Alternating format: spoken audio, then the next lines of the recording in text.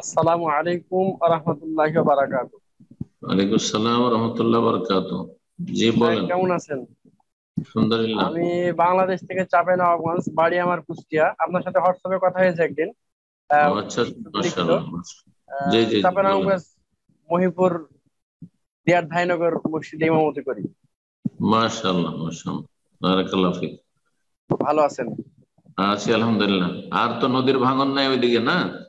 জি না, নদীর ভাঙ্গন নাই এখানে। আল্লাহ হেফাজত করুক। আল্লাহ হেফাজত করুক, ভালো মানুষদের, মুসলিমদের আল্লাহ হেফাজত করুক। আল্লাহ নদীর আল্লাহুম্মা ভাঙন আমিন। থেকে রক্ষা করুক অসহায় মানুষদের। এখন তো পুরা বান আপনার এই এলাকায়। জি বলেন। আমার প্রশ্ন ছিল, আহ, আমরা জানি মানুষ মৃত্যুবরণের পরে আহ, নির্দেশ আছে খুব তাড়াতাড়ি দাফন কাফনের কথা। আর এটাও জানি যে মানুষ যখন মারা যায় দাফন করার পরে 40 কদম পার হওয়ার পরেই আহ মায়েতকে প্রশ্ন করা হয় কবরে। তো আমার কথা হলো যে যে সমস্ত 40 আহ কদম তো আমার জানা নাই, কি জানি 40 কদম কথা পড়েছেন নাকি? হাদিস আছে? যেটা তো এটা মনে হয় দেখছি। হ্যাঁ, না হয়তো বাড়াবাড়ি করে। হাদিস আছে যাই হোক, ওয়াইন্না নাস মাকারাআন নিআলিহিম, জুতার আওয়াজ শুনতে পায়। 40 কদম জি চলে জি গেলে তো জুতার আওয়াজ শুনতে পাবে না। জি, আছে। ওই পর্যন্ত শুনতে পাই, অতদূর পর্যন্ত শুনতে পাই এরকম, জি। আছে তারপরে একটু পর, 40 কদম না। তারপরে, হুম। জি।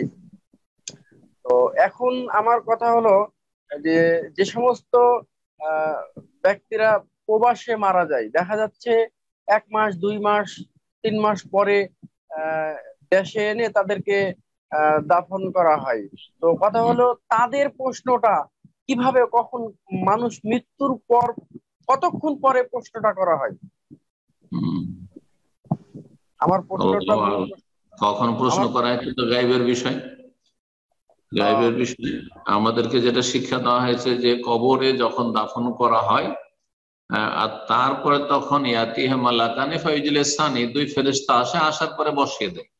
আর তারপরে জিজ্ঞাসা করে যে মান রাব্বুকা মা দীনুকা মান নাবিয়ুকা। ঠিক আছে, সুতরাং দাফনটাই ধরে নেব।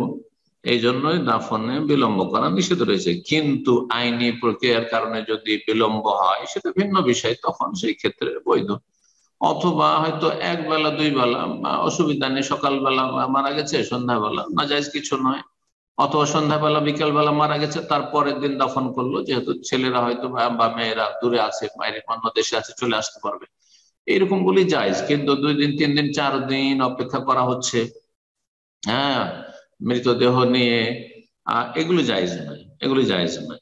এক দেশ থেকে আর এক দেশে মাইয়াতের লাশ নিয়ে যাওয়া শরিয়ার বিধান, আসলে আপনি এটাতে ঢুকেছেন। প্রথম কথা, এটি আসলে পছন্দনীয় কাজ নয়, পছন্দ আপত্তিকর কাজ। যেখানে যে মারা যাবে সেখানেই তার দাফন হওয়া উচিত।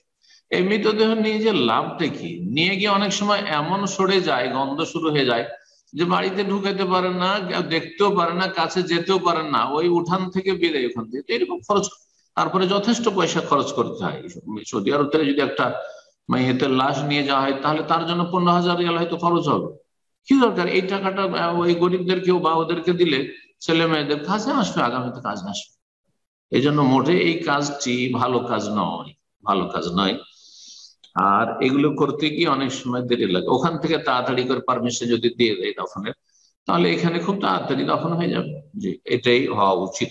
জি, এই জন্য বিনা প্রয়োজনে এক দেশ থেকে আরেক দেশে নিয়ে যাওয়া, জরুরি না হইলে এক দেশ থেকে আরেক দেশে নিয়ে যাওয়া, এটা ভালো কাজ নয়।